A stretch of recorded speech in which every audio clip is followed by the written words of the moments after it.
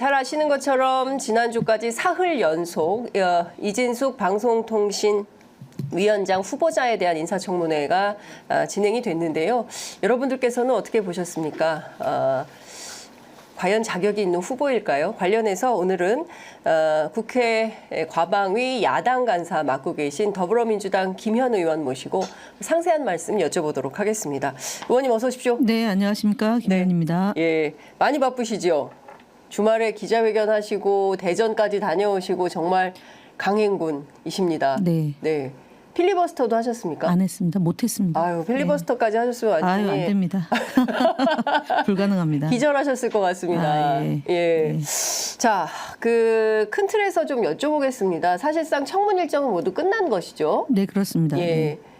종합해서 평가할 때 이진숙 후보자는 어떤 분이라는 생각이 좀 드십니까? 조직은 배신하고 필요에 따라서는 삼키고 그다음에 쓰면 뱉는 네. 전형적인 기회주의자의 전형이다. 네. 제가 사실은 미안하지만 기자들 앞에서 마음에 기사를 제대로 안 쓰는 그러니까 네. 뭐 우리가 통칭해서 쓰는 표현들이 있잖아요. 뭐 기레기. 근데 저는 기자를 사실은 기회주의자의 준말이 기자다.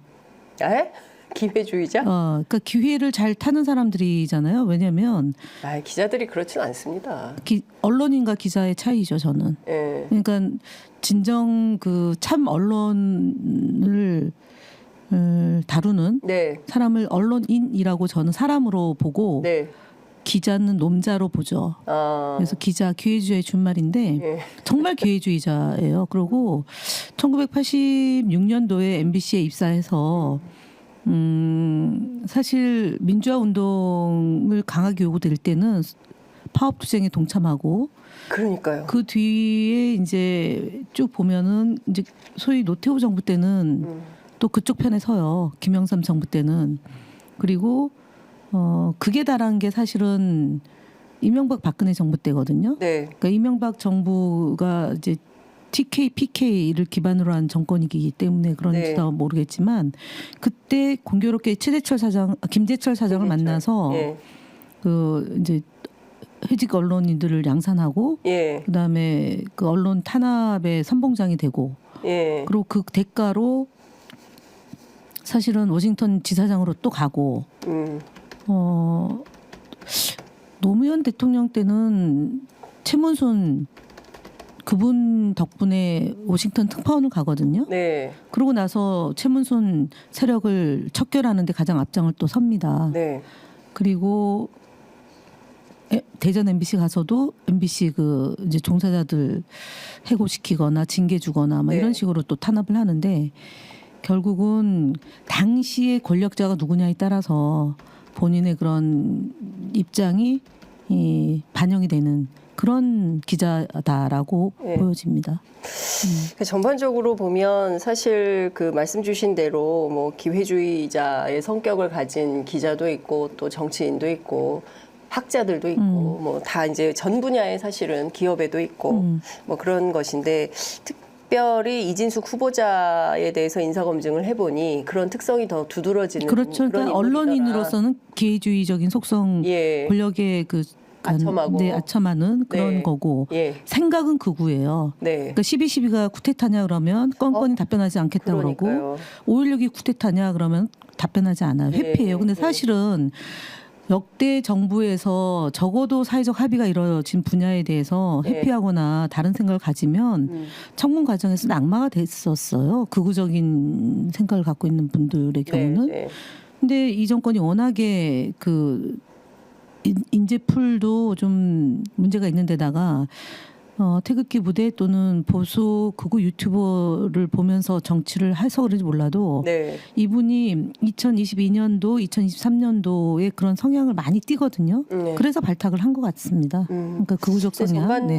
말씀 주신 대로 전반적인 내용을 좀 체크해 보면 자격 미달이다 이런 공직에 가면 안 되는 공직에 가면 안 되는 사람이다. 공사 구분을 못하고 본인은 공사 구분을 한다고 하지만 이번에 법카 사용한 거를 저희가 집요하게 따져 물었던 이유 중에 하나가 그냥 자기가 곧 왕과 같은 대전 MBC에서 그러니까 예를 들어서 보통의 경우는 이제 지사 MBC 사장의 경우가 네. 법인 카드가 한 달에 220 정도 사용을 하는데 이분은 그 곱하기를 쓰고 그리고 그에 대한 결제를 사전에 이제 품위서를 만들어서 해야 되는데 그런 절차도 없어요.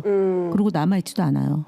그 좀 이게 자체로 업무상 배임이나 횡령 가능성은 없겠습니까? 일단 그렇게 해서 2018년도에 그 이제 MBC 본사에서 감사를 진행을 하던 와중에 회사를 그만두고 떠났죠.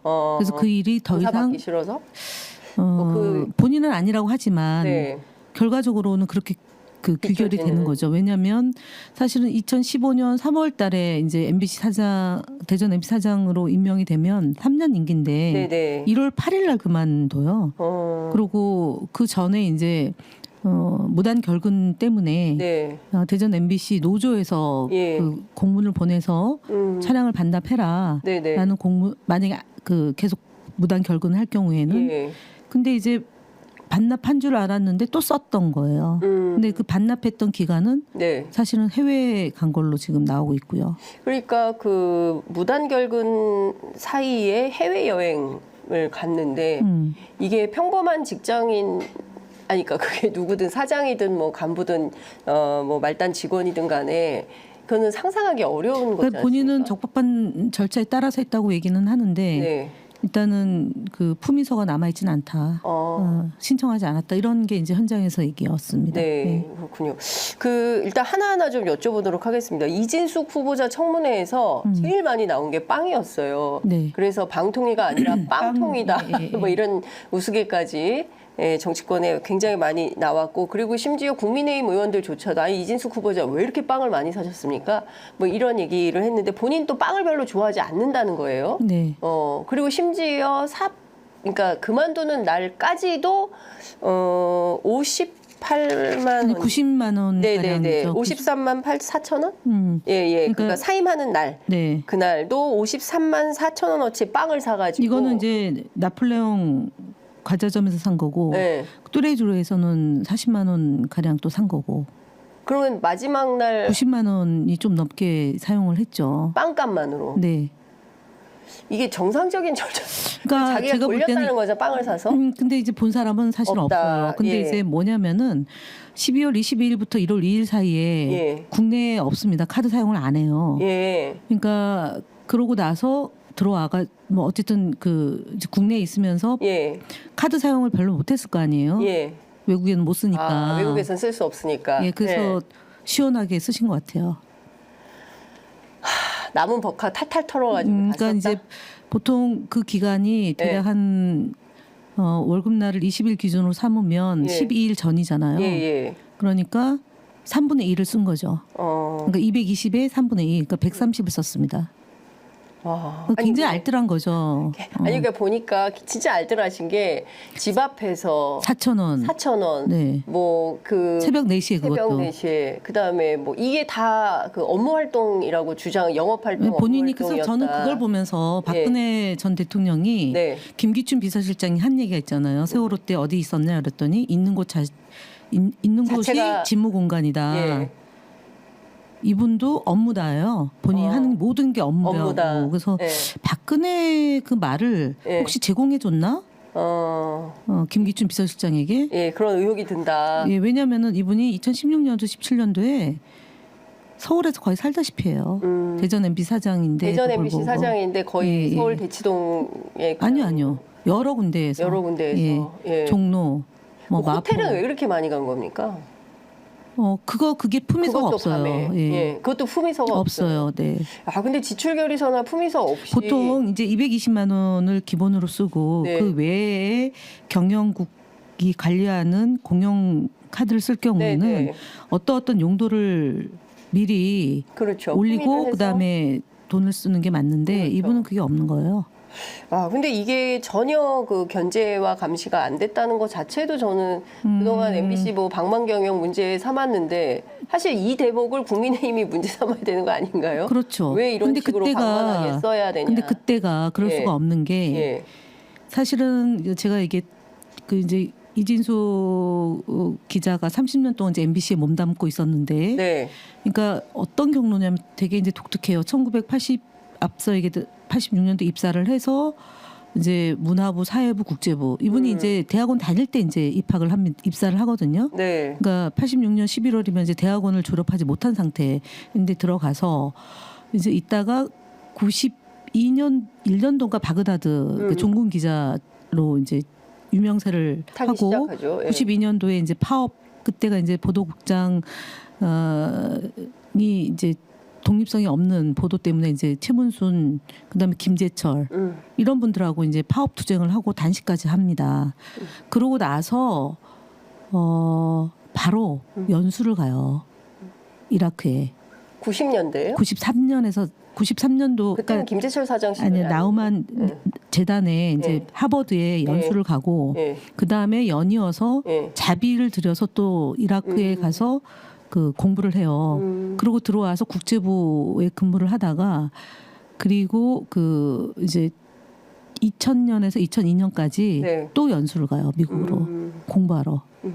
그러고 나서 이제 그 영어 공부를 했으니까 그걸 바탕으로 워싱턴 특파원을 가요.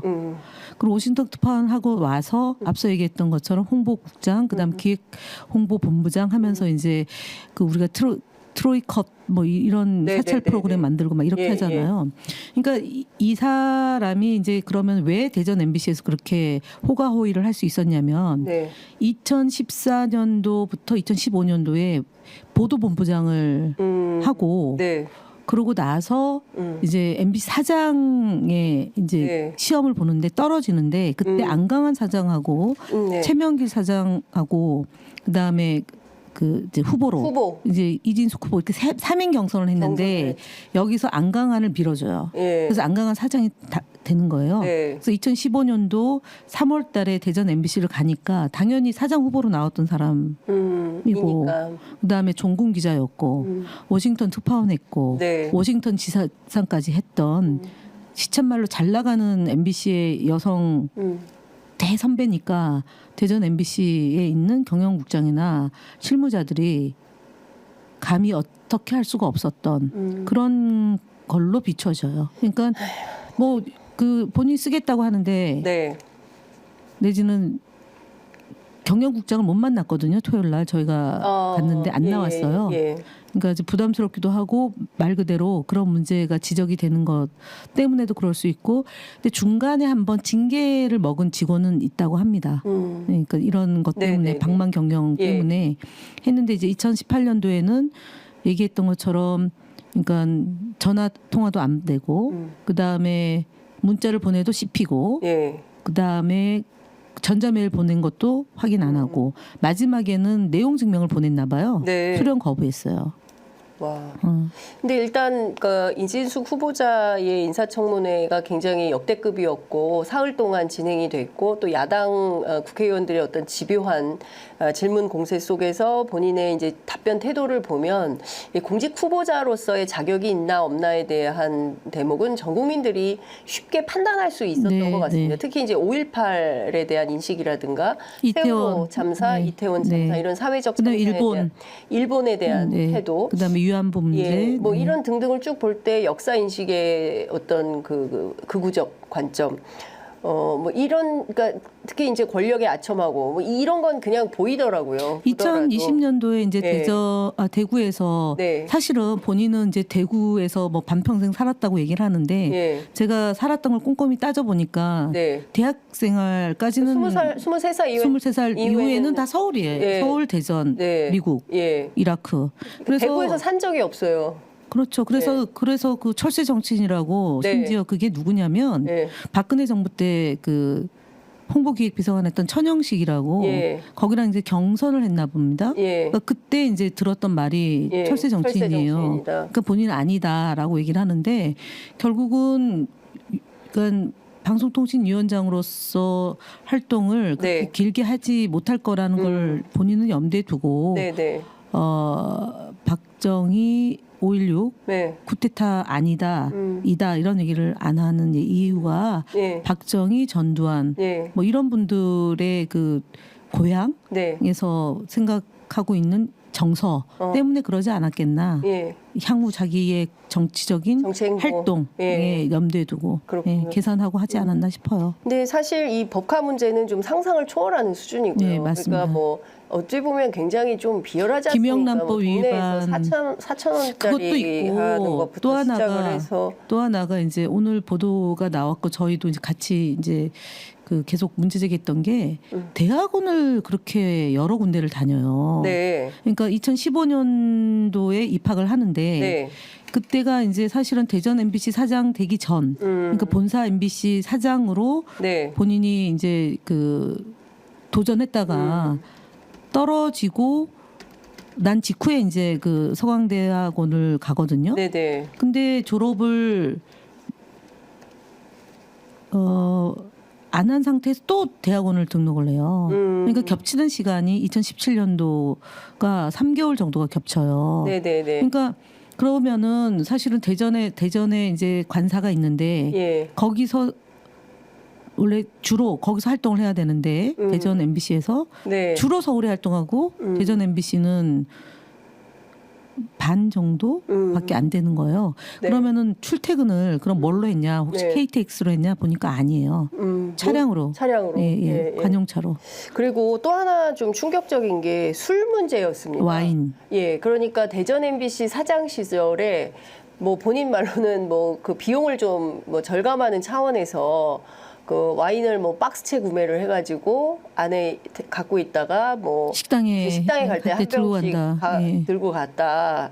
근데 접대할 때 꼭 술을 먹어야 됩니까?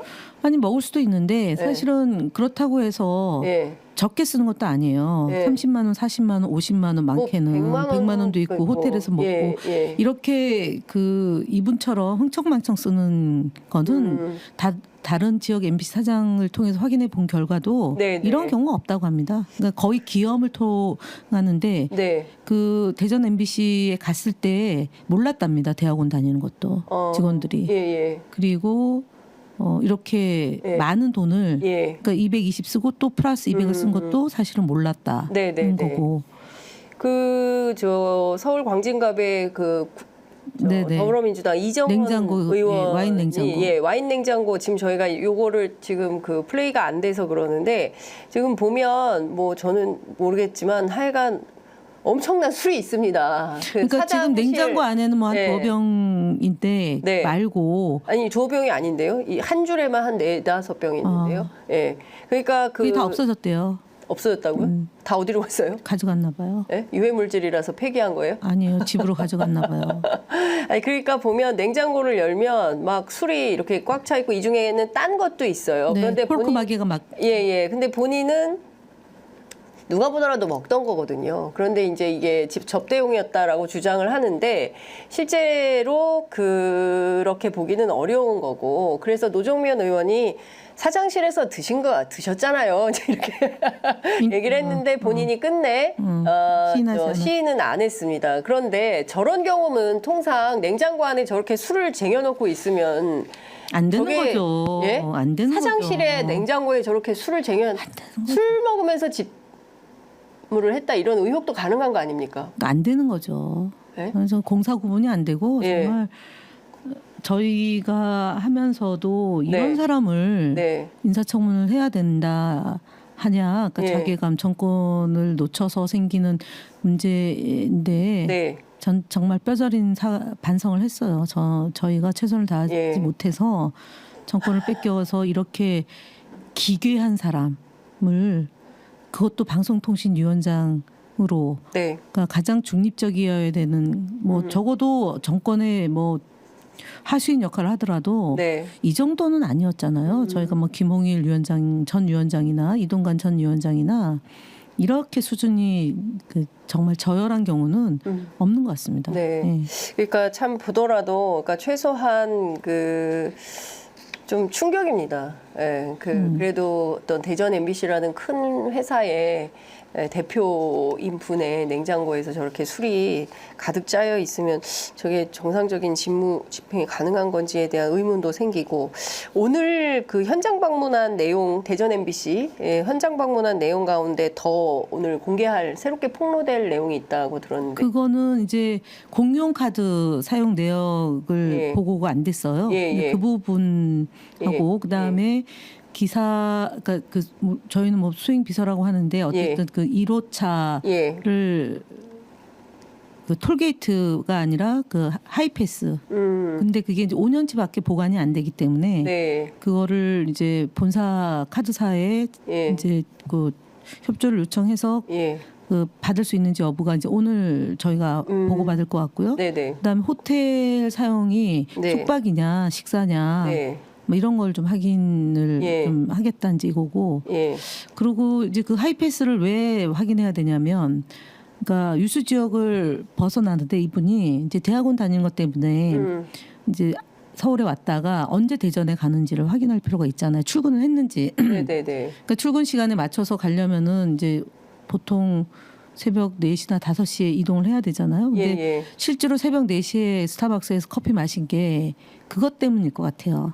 미뤄 짐작컨대 수행 비서가 밤새 집 앞에서 대기하고 있다가 나오시는 분 커피를 업무용이잖아요. 업무용으로. 스타벅스 커피가 업무용이니까 그거를 미리 좀 준비해 놓기 위해서 그 시간에 먹지 않았나. 근데 스타벅스 커피를 11시 1분, 11시 6분 오전 내지는 뭐 14시, 16시 이렇게 먹는 게 2017년 11월, 12월 달에 엄청 많아요. 한 잔씩? 네. 통상 자기 혼자 먹으면 법이거든요. 업무가 아니잖아요. 업무가 아니잖아요. 아닌데. 그러니까 혼자 업무했는지 아닌지가 이제 저희가 좀 확인을 할 필요가 있는데, 그때가 사실은 문재인 정부 들어선 시기잖아요. 2017년. 2017년에. 그래서 청와대 앞에서 왜 이렇게 자주 청와대 출마됐나? 앞에 있는 스타벅스에서. 맞습니다. 그러니까 뭐 어떤 그 로비나 뭐 이런 것 그래서 때문에 그랬던 본인이 건가라는 생각이 저도 건가요? 미뤄 짐작컨대 2017년 11월이면 이제 MBC가 파업을 하고 거의 이제 수습 국면이거든요. 본사는. 그래서 이분이 문재인 정부가 들어섰으니까 그때 달라요잖아요. 그래서 그 앞에서 뭘 했을까, 누구를 만났을까, 그게 되게 이제 궁금한 거예요. 그리고 제가 잘 가던 식당인데 거기서 이제 의원님이 잘 가시던 식당. 그 식당이 거기 이진숙 후보자도 왔어요. 근데 그 옆 앞에 이제 옆이구나. 그 옆에서 이제 2만 얼마짜리 이제 결제하고, 그래서 같이 온 사람, 수행하는 사람 밥값까지 계산한 것 같아요. 근데 그것도 사실은 그러면 안 되는데 그러면은 밥값을 계산할 정도면 굉장히 친한 사람일 것 같아요. 청와대 근처에서 만났으니까. 그럼 홍보수석실 관계자 만났나? 그러니까 그 하여간 큰 틀에서 보면 또 하나가 골프 접대인데 누구를 만났는지를 이제 오늘 이제 보고를 받을 텐데요. 그러면은 예를 들어서 이해충돌의 소지가 있는 분하고 골프를 쳤으면 그건 김영란법 위반. 2016년 9월 28일부터는 김영란법이 적용이 되기 때문에, 그러니까 김영란법 위반 문제, 그다음에 공금 횡령 문제, 배임 문제 이런 것까지 다 포함해서 법적 검토를 합니다. 지금. 그러면 고발 조치를 하게 됩니까? 그 민주당에서 전체를, 그 국회 과방위 야당 의원들 그건 이제 논의를 좀 해봐야 되는, 어떤 방식으로 할지 논의를 해봐야 되는데 이제 준비도 지금 하고 있는 거죠. 고발을 위한 준비를 하고 있다. 자, 그럼에도 불구하고 오늘 뭐 나온 얘기를 종합을 해보면 사실상 내일 윤석열 대통령이 2명을 동시에 지명을 한다라는 얘기가 나오고 있습니다. 그러니까 이준숙 후보자에 대해서는 당연히 임명장을 주고, 그리고 김태규 권익위 전 판사 출신이라고 하는데 두 사람을 동시에 임명장을 주어서 이상인 부위원장이 지금 또 사표를 내지 않았습니까? 똑같은 방식으로. 그래서 이번엔 아예 두 사람을 동시에 임명장을 줘가지고 불법행위를 하겠다. 공영방송의 그 이사진들을 네. 다 선임해버리겠다. 이제 이런 판단을 대통령실이 하고 있는 것 같은데. 네. 자, 그러면 민주당은 이런 행위가 이뤄진다면 어떻게 되는 거죠? 탄핵을 해야죠. 또 이진숙 탄핵이죠. 두 사람을? 한 사람은 탄핵 대상은 현재는 직무대행이 아니기 때문에 예. 이제 이진숙을 탄핵을 시키고 그다음에 직무대행을 할 거 아닙니까? 임명장을 주는 즉시 행위를 하면 예. 의결을 하면 네, 의결하는 날 원래는 탄핵의 대상이 될 수 있는 거는 위원장이고 예. 위원장 직무대행이잖아요. 예. 해석을 해서. 네. 근데 이제 위원장이 이 의결을 불법행위를 하면 네. 그때 이제 탄핵 사유가 생기는 거기 때문에 그렇죠. 이제 위원장 하기 전에 불법행위는 탄핵 대상이 아니에요. 네네. 사유가 안 되기 때문에 그렇습니다. 이제 그렇게 해서 이진숙 위원장이 위원장을 무리하게 임명을 하고 이렇게 네. 국민들의 거센 저항에도 불구하고 그렇게 해서 지금 KBS와 박문진 이사가 현재까지는 예. 그 행정 절차를 밟고 있었는데 예. 심사를 해야 되거든요. 예. 그러니까 심사를 하려면 의결을 해야 돼요. 예. 그러니까 이제 결격 사유 유무를 보고 당적 여부를 봐야 되는데 당적 여부는 저희가 확인 안 해주고 있고 불법행위에 네. 우리가 동조할 수 없다. 이제 그 부분을 일단은 당적 여부를 확인하지 않은 것 첫 네, 번째 네, 예. 이제 문제가 있는 거고 그다음에 결격 사유와 심사 대상자를 정해서 1차 의결을 하고 네. 그다음에 면접을 봐야 되거든요. 서류 예. 면접이든 대면 면접이든 네. 이 과정을 필요시에 한다라고 돼 있어요. 지금 네. 필요시니까 안 할 수도 있는 거죠. 그렇게 하고 만약에 11명이 됐던 9명이 됐던 이사를 2명이 하면 네. 그건 당연히 불법행위다라고 해서 이진숙을 탄핵하는 거고 네. 그러면은 위원장이 없이 직무대행이잖아요. 예. 직무대행이 그러네요. 또 하면 또 탄핵의 대상이 되는 거죠. 예. 끊임없는 참 이게 그러니까 이게 대통령의 예. 거부권 행사랑 똑같은 거죠. 예. 그러니까 거부권을 행사하지 않아야 될 법안까지 거부권을 행사해서 네. 그 거의 이제 오만과 독선과 독주를 예. 지금 용산이 하고 있는 거잖아요. 예. 마찬가지로 그러면 우리가 대항할 수 있는 국회 차원에서 의원들이 할 수 있는 것은 거부권에 대항한 우리는 탄핵밖에 없다. 없어요. 그러니까 지금 말씀 주신 대로 이게 지금 뭐 한두 번이 아니지 않습니까? 사실상 뭐 이승만을 넘는 수준의 거부권 행사가 곧 생기겠죠. 곧 생길 것이다. 이번에 저희가 4개 했으니까 네. 그러면 이제 20개 넘어가죠. 네. 그러면 지금 20번째가 되는 거네요. 최혜병 특검법도 또 거부권 행사를 했으니까. 네. 그러면 지금 보면 계속 이렇게 대통령이 거부권을 행사하는 한 민주당에서는 계속 또 이렇게 네, 탄핵을 그렇죠. 네. 하면서 끝간데 없는 이제 마주 달리는 두 열차가 될 텐데 관련해서 최근에 지금 계속 주말 사이에도 그 필리버스터 진행이 되고 있지 네, 않습니까? 오늘도 들어갔습니다. 예. 오늘은 저희가 이제 EBS 네. 이사를 21명으로 늘리는 법안을 예. 이제 상정한 거죠. 네. 그러니까 이 법안들에 대해서 지금 재미있는 게 필리버스터는 국민의힘이 하자고 하지 않았습니까? 예, 근데 비어 있어요. 국민의힘 자리는. 국민의힘 자리는 그다음에 거의 주호영 비어있고. 부의장은 사회 것도 안 하고 있고. 거부하고 있고. 네. 그래서 그것 좀 여쭤보려고 하는데요. 박선원 의원이 10시간 4분 가장 긴 네. 시간 동안 필리버스터를 했습니다. 찬성 토론을 한 건데요. 국민의힘 의원들이 아무도 없었다면서요. 네, 아무도 자리에 없더라고요. 네. 한 명도 없었어요. 그럼 사실 이게 의지가 있다고 봐야 됩니까? 앞서 말씀해 주신 대로 대통령이 거부권 행사하고 또 이제 민주당에서는 이제 탄핵할 수밖에 없고 이게 맞물려서 계속 돌아가니까 이 법안에 대해서 국민의힘 쪽도 그렇게 특별하게 열의가 없는 거 아닌가? 열의가 없다고도 봐야 되고 네. 찬성하는 필리버스터에는 참여하지 않겠다. 그렇게 보여지는 거죠. 예, 안 듣겠다. 안 듣겠다. 예. 그리고 한두 명은 있었는데 박선원 의원 때는 아예 없었어요. 그러니까 예. 늦은 시간이기도 하고 그래서 예. 그런지 모르겠지만 이제 그러니까 사실 거기가 인원이 108명이잖아요. 예. 그러니까 좀 한계도 오죠. 하루 이틀 밤새는 근데 이게 지금 4일째 넘어가니까 네. 당연히 좀 버거울 수 있고 그리고 내용을 아무리 네. 하더라도 2시간, 3시간을 혼자 얘기하는 게 네. 웬만한 투지가 아니면 예. 힘들어요. 그러니까 의욕이 없는 거고 예. 마지못해 하는 거라고 봐야죠. 그러니까 마지못해 굳이 이거를 그럼 할 필요가 있냐는 겁니다. 그러니까 지금 보면 뭐 파리 올림픽도 시작을 했고 그리고 국민적 관심이 그렇게 큰 편도 아니고 과거에 19대 때 그 민주당 국회의원들이 주도적으로 했었던 그 테러방지법 때 그때는 굉장히 뜨거운 맞아요. 국민적인 맞아요. 관심이 있었고 그때 막 진짜 무제한이었어요. 예, 본회의장에서 막 울고 막 국민도 울고 막 의원들도 울고 막 이랬던 장면을 저도 봤었는데 지금은 사람들이 그걸 하면 진짜 동지문율이 떨어집니다. 그러니까 이게 그 무의미한 노동을 계속 하고 있는 이유가 뭐냐. 그래서 앞서 말씀 주신 이제 주호영 부의장 같은 경우에는 이걸 가지고 바보들의 행진이다 이렇게 주장을 하면서 이걸 멈추라고 요구를 합니다. 어떻게 보세요? 아니 그러니까 자기 당에서 한 건데 네. 그 필리버스터를 본인들이 요구한 그러니까요. 거잖아요. 그 이율 배반인 거죠. 그러니까 사실 콩가루죠. 콩가루. 자기들이 요구해서 하는 거 아닙니까? 이 4개 법안에 대해서 다 하나씩 다 따박따박 하고 있는 거고. 그러니까 했다고는 주장하고 싶은 거고. 네.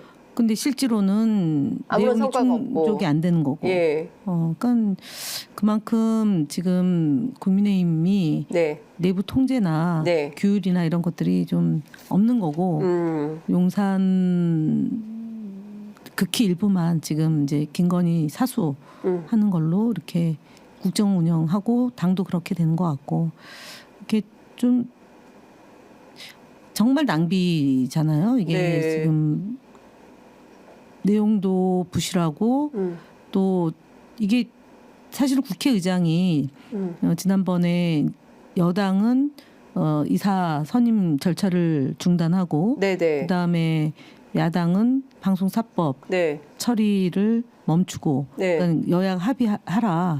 그리고 기구를 만들자. 이제 이렇게 제안했는데 그걸 이제 보기 좋게 걷어찬 거잖아요. 그러니까 지금 막바지로 가고 있는 거 아니냐. 지금 윤석열 정권이 그러니까 뭐 지지율이 조금 나온다 하는 거는 좀 놔두더라도 워낙 그 카톡으로 주고받은 수많은 메시지.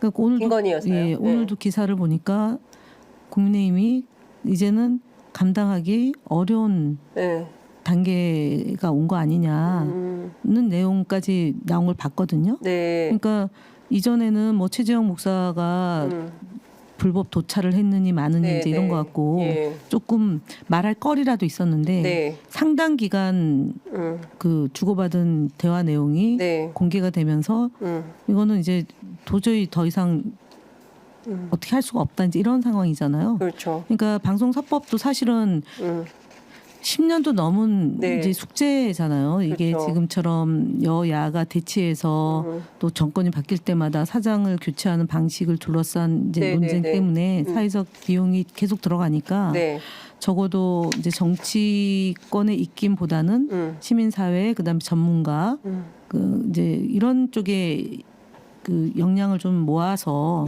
사장을 뽑고 이 사회를 구성하자라는 건데 그때도 사실은 21대 때도 미디어 특별위원회를 구성해서 논의를 했죠. 근데 성과는 없었고 근데 그런 과정을 보면 결국은 다음 정부가 누가 되더라도 지금 윤석열 정부는 아니잖아요. 그러면은 공영방송을 국민들에게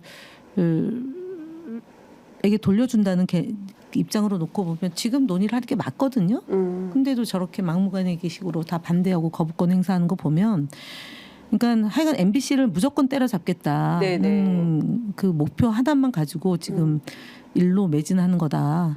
믿기도 할 텐데 사실은 그럴 것 같아요. 뭐 바이든 날리면부터 시작해서 그리고 그 전에는 그 이제 비행기 탑승했던 민간인 그 이제 김건희 그 라인 그렇죠. 뭐죠? 이모 갑자기 이름이 생각이 이원모 비서관의 부인이죠. 그러니까 그분이 이제 뭘 역할을 임무를 부여받고 하다가 이제 이것을 들통낸 게 이제 MBC고 그다음에 바이든도 MBC고 이종섭도 MBC고 더 나아가서는 7시간 녹취록 그걸 대선 전에 보도해서 그 이진숙이란다 그 김건희 여사가 7시간 녹취록 그거 대국민 사과하고 예. 막 이랬던 예. 것 때문에 결국은 MBC를 보복하는 건데 네. 그게 이제 거의 2년 가까이 실행을 못하니까 이제 독이 올랐다. 이제 그래서 막무가내 얘기식으로 말도 안 되는 이진숙을 저렇게 끝까지 고집을 피워서 이사만 바꿔놓고 네. 그리고 이제 사장을 교체하는 그런 작업으로 갈 것 같고. 근데 참 그게 그 정권 차원에서는 그런 주장을 할 수 있지만 언론이 그렇게 그런다고 해서 언론을 막 쥐잡듯이 잡는다고 해서 잡혀지지도 않잖아요. 그러니까 제가 보기엔 지금 그 MBC 구성원들이 이제 저항할 생각들을 하고 준비를 하고 있는 걸로 알고 있는데 근데 그런 측면에서 보자면 오히려 그 전선이 더 넓어질 수 있겠죠. 지키려고 하는 국민들이 더 많아질 것이고. 그러니까 이제 이번에도 인사청문회 하면서 느낀 거지만 사실을 인정을 안 하잖아요. 네. 그러니까 파업을 주도한 빨갱이들이라고 생각하는 거잖아요. 그리고 대법원에서 합법적인 그 노동쟁이였다. 이거 인정 안 해요. 네. 그리고 계속적으로 이제 이진숙의 뇌는 네. 그 사람들을 쫓아내지 않으면 이 나라가 망한다 이런 생각. 회사가 망한다. 정말 그러니까 위험한 생각입니다. 되게 위험한 사람이에요. 예, 되게 위험해. 예. 파시즘이에요. 사실은. 파시즘, 파시스트다. 예, 예. 예. 그러니까 저 일본에 대한 시각도 그렇고 예. 그 12.12, 5.16 그러니까 그게 단순히 예. 뭐 아까도 대구에 출마하는 정치적인 목적도 있지만 네. 그 이제 인터뷰를 본인이 한 거나 페이스북에 글을 올리고 좋아요나 아니면은 본인 얘기에 그러니까 자기를 이제 두둔해 주는 사람들에 대해서 이렇게 네.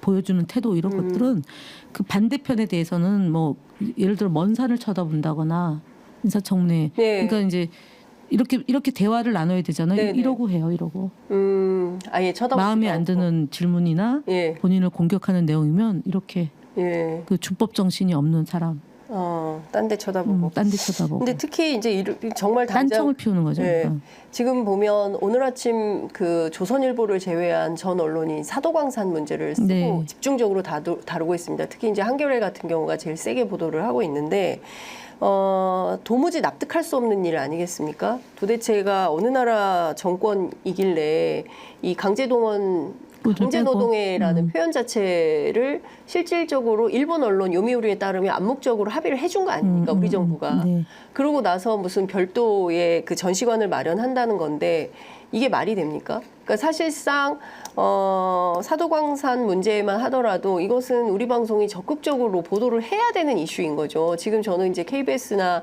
조선일보식으로 하면 우리 국민들은 모르는 거잖아요. 실제로 이 사도광산이 유네스코 세계문화유산에 등재되는 과정에서 어떤 우리 정부가 어떤 방식으로 한 건지 저 이거 대단히 심각한 문제라고 문제죠. 생각을 하는데 네.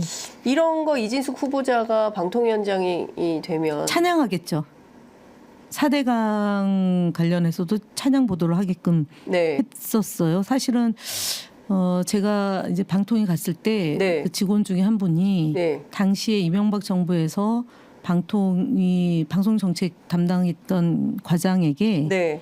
4대강을 찬양 보도를 하라고 그 지상파 방송사에 그 압력을 가하라는 그런 게 실제로 있었고 네네. 그거를 그분이 거부했고 그래서 한직으로 밀려났던 적이 있거든요. 네네. 그러니까 충분히 가능성이 있죠. 2012년도에 이진숙 씨가 그 유키트리랑 계약했던 게 네네네. MBC 노조의 파업을 악마화하는 걸 한다거나 내지는 그 대선을 앞두고 네. 그 박근혜 대통령에게 유리한 그런 여론을 조성하는 것을 네. 만들어 달라라고 주문했던 거잖아요. 예. 그러면은 뭐 예를 들어서 그때만 하더라도 종편이 막 만들어지고 사실은 지지율이 없을 때잖아요.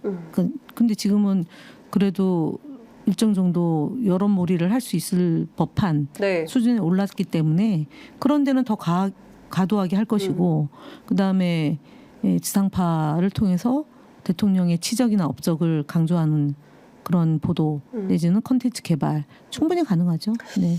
아유, 근데 올해 근무를 안 할 거니까 그럴 일은 없다. 그런 일은 없어요. 그러면 이진숙 후보자의 근무일은 한 며칠 정도로 3일. 예상하세요? 3일? 네. 3일 천하로 끝날 거다? 네.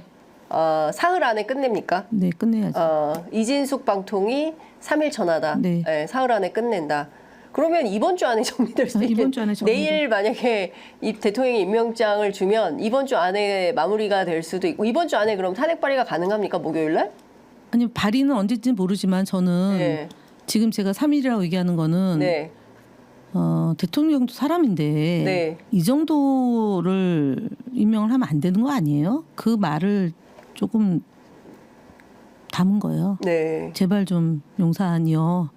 정신을 좀 차리고 이런 사람을 하지 말기를 바라는 마음. 네.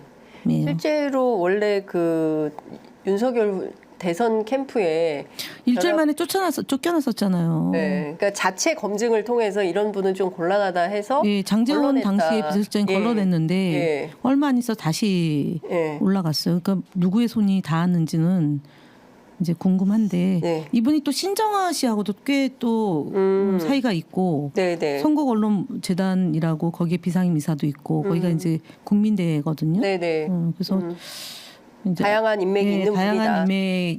인맥인데 그 인맥이 굉장히 깊고도 넓다. 네. 대학원 많이 간 걸로 봐도 그 누구랑도 좀 비슷하잖아요. 네. 그 류희린 방심위원장 있지 않습니까? 이분이 연임이 됐어요. 갑자기. 어떻게 연임을 하려고 그렇게 충성을 한 거 아닌가요? 역으로?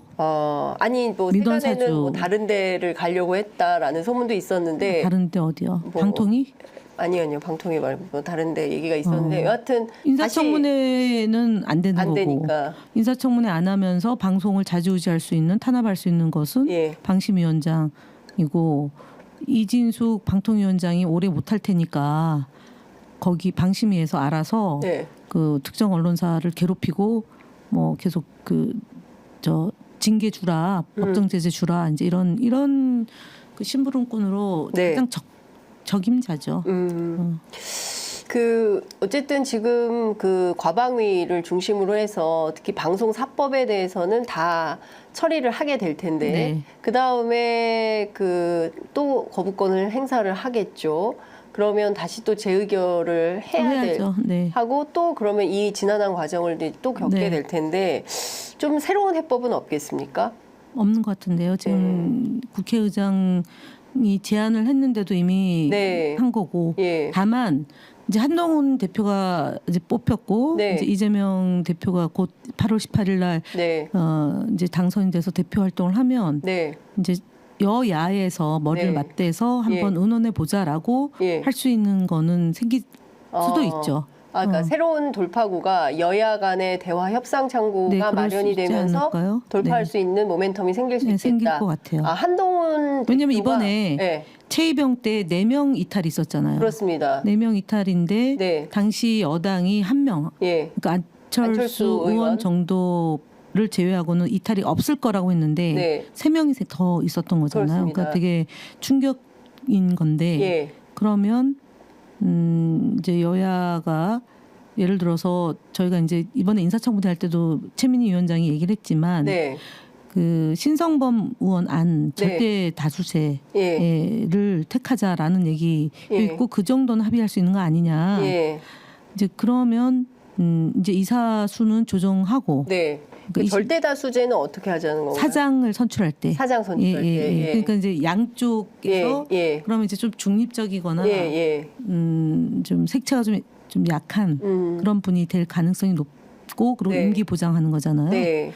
그러니까 이제 사실은 낙하산 내지는 네. 극단적인 성향을 가지고 이제 뭐 방송을 장악하거나 탄압하는 사람들은 이제 배제가 되면서 이제 모아지는 거고 그게 다수가 될 때까지 하는 거죠. 그러니까 네. 예를 들어서 뭐 7대 이제 선출 방식을 지금 사장추천위원회를 만들어서 네네. 하긴 하는데 이제 이사회에 가서 이제 우리가 11명이면 내지는 15명이 된다고 치면 거기서 다수가 나올 때까지. 네. 그러니까 15명이면은 8, 7이죠. 8, 7, 15. 예. 그러니까 8명이 나올 때까지. 예, 8명이 모아질 때까지. 모아질 때까지. 예, 계속. 예, 하는 거죠. 왜냐면은 지금 우리가 구조가 보면 7, 4로 치면 네.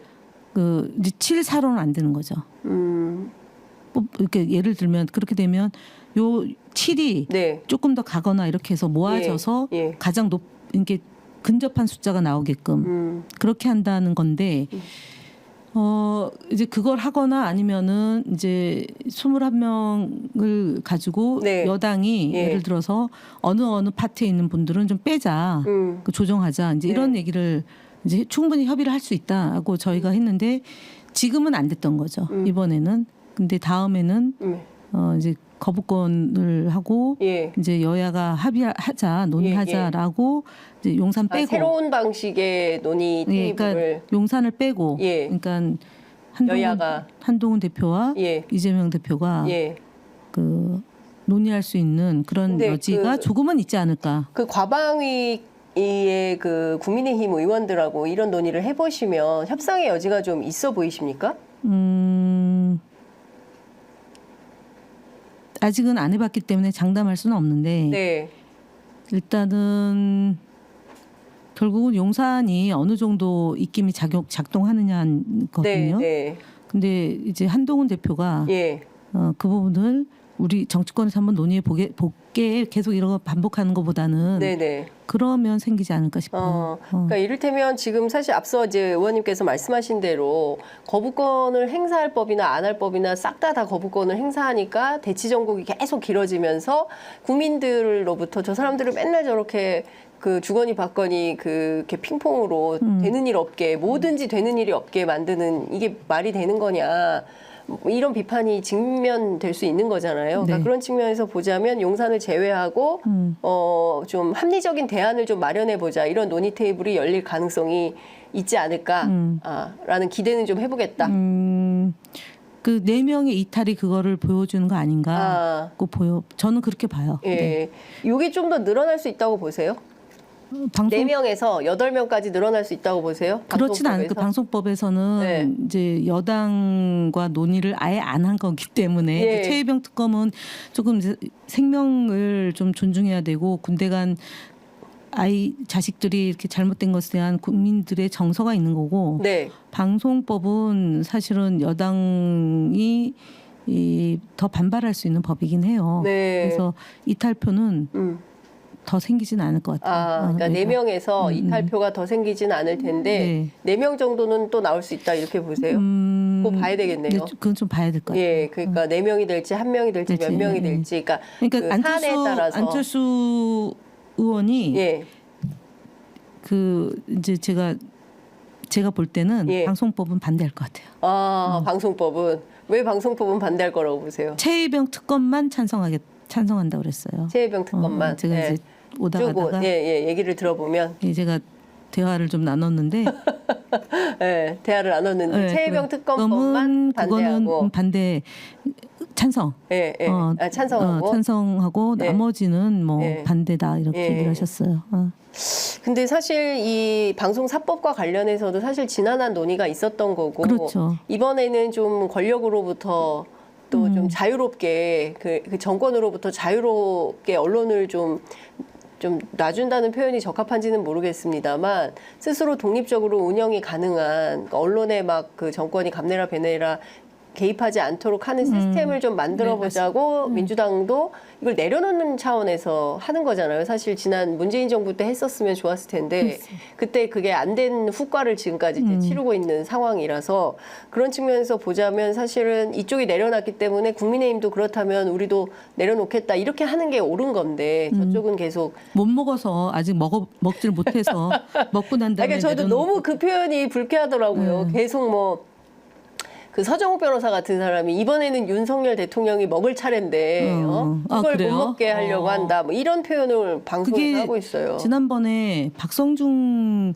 가방이 간사 21대 때 그분이 제일 먼저 아마 쓴 표현이에요? 쓴 표현이나 하여간 그때 여당 누가 우리를 아직 먹어보지 못했다 이렇게 얘기를 했었죠. 언론을 먹잇감으로 생각하는 거예요. 사냥해서 먹는 먹잇감으로 언론을 그리고 언제든지 자기들이 조종할 수 있는 그런 뭐 이렇게 써 그럼 이렇게 쓰고 저렇게 써 그럼 저렇게 쓰는 그런 존재들이라고 근데 생각하는 많은 거죠. 언론이 받아쓰기 하고 있는 거는 맞잖아요. 지금 저희가 종이신문만 놓고 보더라도 아까 그 사도강산 건도 그렇고 내지는 이진숙 후보자에 대한 검증 이전만 하더라도 사실은 장관 내정자나 아니면은 인사청문회 대상자가 생기면 너도 나도 막 검증하고 맞습니다. 그랬잖아요. 근데 예.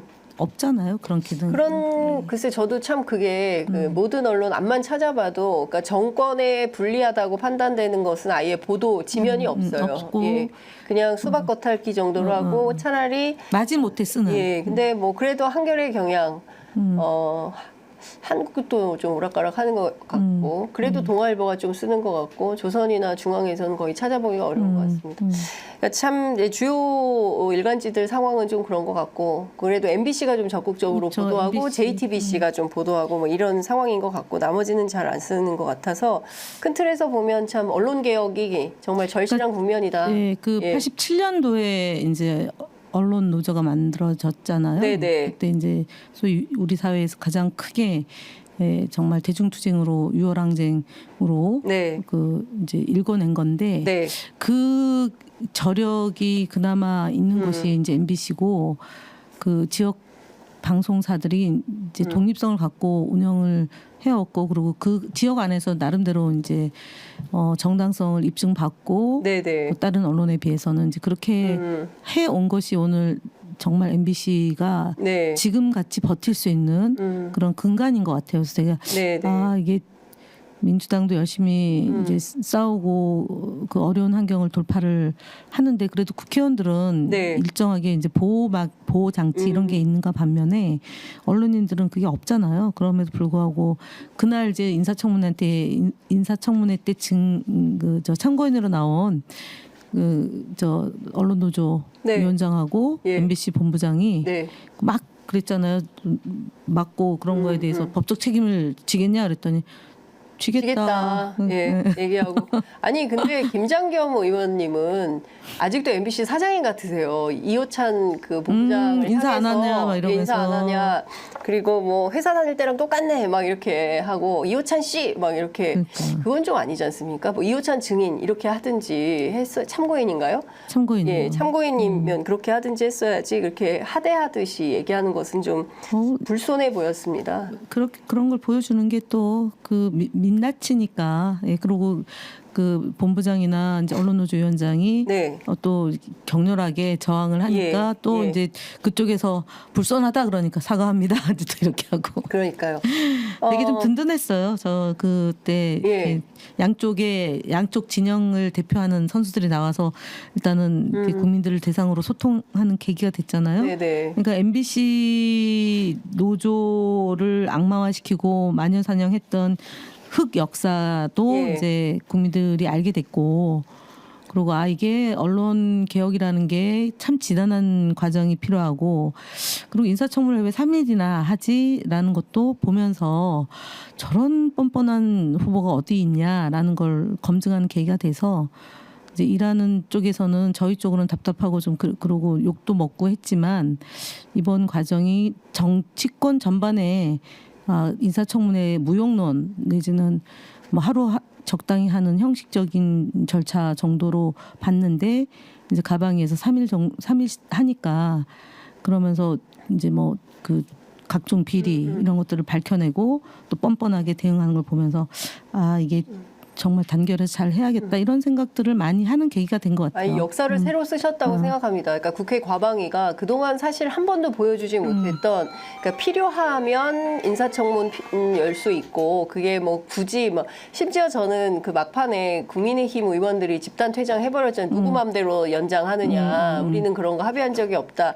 그러니까 의장으로부터 이게 이게 왔다. 그러니까 아니 그거 누가 받았냐라고 난리를 치다가 집단 퇴장해버렸어요.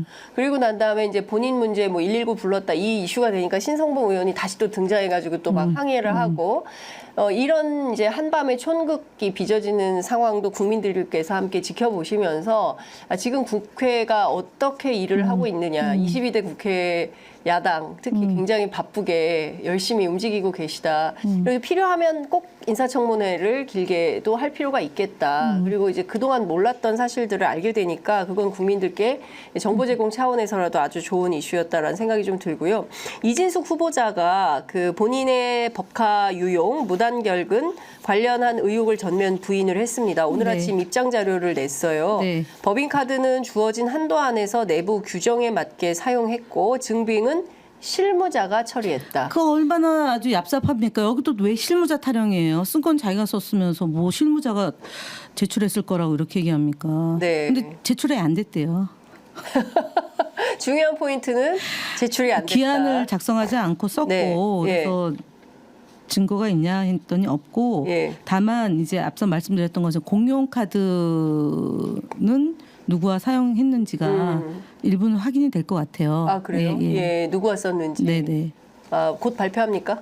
이제 오늘 11시에 이제 회의를 하면 네. 거기서 이제 행정실을 통해서 보고가 되면 예. 좀 내용을 확인할 수는 있을 것 아 같아요. 그렇군요. 네. 그러면 오늘 안에 기자회견을 통해서 이제 누구와 2시에 저희가 오늘 과방위 인사청문회 그 이제 보고서 채택 여부를 둘러싸고 회의를 하니까 거기서 얘기할 수 있고 네. 또 하나가 이제 강연료인데요. 강연료. 강연료가 어떤 사람은 50만 원, 어떤 사람은 30만 원, 어떤 사람은 100만 원 네. 주고 싶은 대로 기준도 모호하고. 아 대전 MBC에 강연 온 사람들이요. 그러니까 본인이 사장 시절에 예. 지난번에 그거는 토요일 날 가서 확인을 했는데 네. 그게 이제 보면 원칙이 없네요. 그러니까 대략 보니까 50만 원 기준 같아요. 2015년도에 UN 미래 포럼 대표 50만 원. 그다음에 구글 유튜브 코리아 파트너십 총괄 상무도 50만 원. 그다음에 법률사무소 행복마루 대표 변호사 50만 원. 그리고 교수 어떤 경우는 이제 MBC 관계자는 30만 원. 근데 이제 100만 원을 준 사람이 딱 한 분이 있더라고요. 누구예요? 김진 중앙일보 논설위원. 아 그렇군요. 그것도 2015년 5월 29일 가자마자 얼마 안 돼서. 네. 네. 다른 분들은 50만 원인데요. 예. 논객이란 무엇인가 이게 네. 주제였어요. 다른 분들은 참 좀 그렇겠네요. 이게 다 네. 공개 몰랐을 거 아닙니까? 네, 그렇죠. 예. 어쨌든 그 내용이 전부 공개가 됐고 그렇지만 이제 뭐 반론권 차원에서 말씀을 좀 드리자면 이진숙 후보자는 이런 얘기를 했습니다. 대전 MBC만 특정해서 본인 자료 제출 막은 바 없고 통상적인 개인정보 제공 동의 요청에 대해서 다른 기관과 동의하게 답변한 것에 불과하다. 합리적 범위 내에서 최대한 제출을 했다.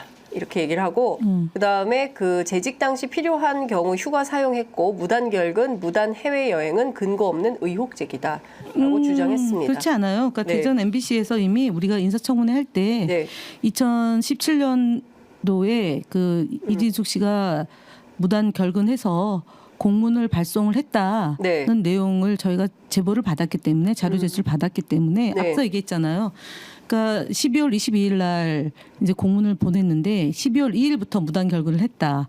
근데 연락이 안 돼요. 전화를 안 받아요. 네. 문자도 씹어요. 네. 그다음에 전자메일도 확인 안 해요. 그다음에 내용 증명으로 마지막 보냈단 말이에요.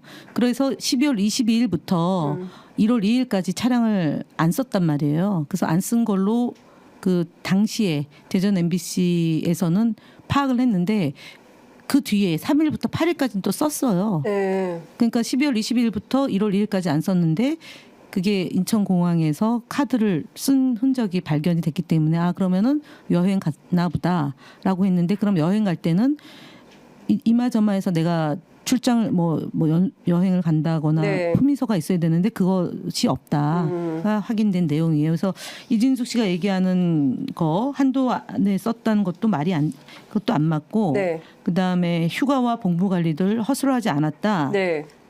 휴가 사실 이거는- 알리고 비상 연락 체계를 유지했다라고 주장했습니다. 예, 근데 그래서 이게 뭐 민주노조에서 그러니까 자기를 음해하고 네. 탄압했다라고 주장하는 거리로 얘기하는 것 같은데 사실이 안 맞습니다. 그거는 뭐 기록으로 다 남겨져 있으니까 네. 저희가 했고 앞서 얘기했지만 그 서강대학교 근처에서도 이게 평일날 서강대학교를 오려면은 대전에서 적어도 4시에는 출발해야 되잖아요. 그래서 여기에 뭐 주차한 흔적도 있고 그다음에 근처에서 밥 먹고 예를 들어서 늦은 시간 21시 50분에 특정 장소에서 38만 원 사용한 것도 네. 발견됐고 그다음에 그러니까 뭐 대학원 다니면서 법인카드 네네. 쓰고 막 이랬다는 그렇습니다. 거잖아요. 네, 예. 맞습니다.